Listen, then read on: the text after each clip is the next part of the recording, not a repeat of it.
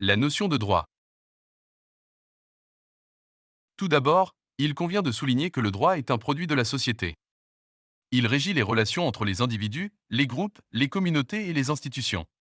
Ces dispositions sont générales, abstraites et exécutoires. Le droit évolue en fonction des mutations de la société et de son régime politique. Cette évolution résulte de facteurs endogènes et ou exogènes. De manière générale, le terme droit peut avoir un triple sens. Un sens large. Un sens restreint. Un sens formel. 1. Le droit au sens large. La notion de droit recouvre deux significations distinctes. Le droit, au singulier. C'est l'ensemble des règles de conduite qui, dans la société, gouvernent les relations des hommes entre eux, au besoin, par le moyen de la contrainte. Dans ce cas, il s'agit du droit objectif, c'est-à-dire d'un droit conçu comme mode d'organisation de la vie en société. Il est en général suivi d'un qualificatif qui précise son objet. Le droit marocain, ensemble des règles juridiques en vigueur au Maroc.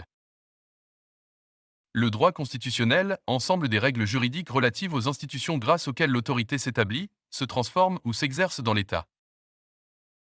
Le droit pénal, ensemble des règles juridiques ayant pour but la sanction des infractions. Les droits, au pluriel. Ce sont les prérogatives que le droit objectif attribue à un individu dans son intérêt lui permettant de jouir d'une chose, d'une valeur ou d'exiger d'autrui une prestation. Leur respect est garanti par l'autorité publique. Le titulaire du droit est appelé le sujet de droit, d'où l'expression de droit subjectif pour désigner ses prérogatives individuelles. Ainsi, le droit subjectif est un intérêt matériel ou moral propre à la personne, par exemple, droit de propriété, droit de créance, droit de vote, droit de jouissance. 2. Le droit au sens restreint. Au sens stricto sensu, le terme droit s'entend de toute règle de droit formulée par écrit, abstraction faite du pouvoir qui l'a édité.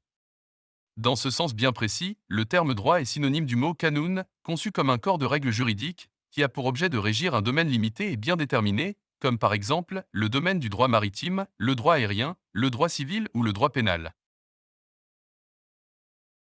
3. Le droit au sens formel.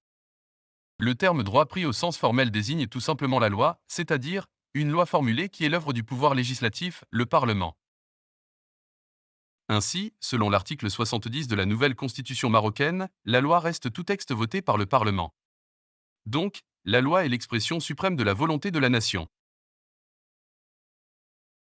L'élaboration de la loi.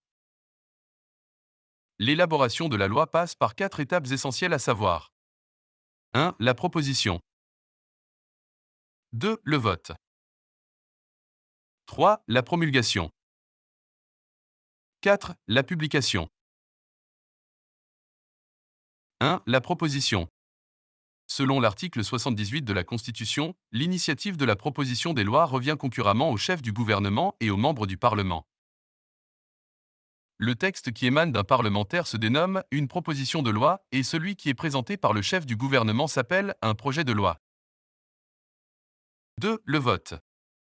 Le vote parlementaire est l'acte par lequel les représentants de la nation se prononcent pour ou contre les propositions ou les projets de loi soumis à leur approbation.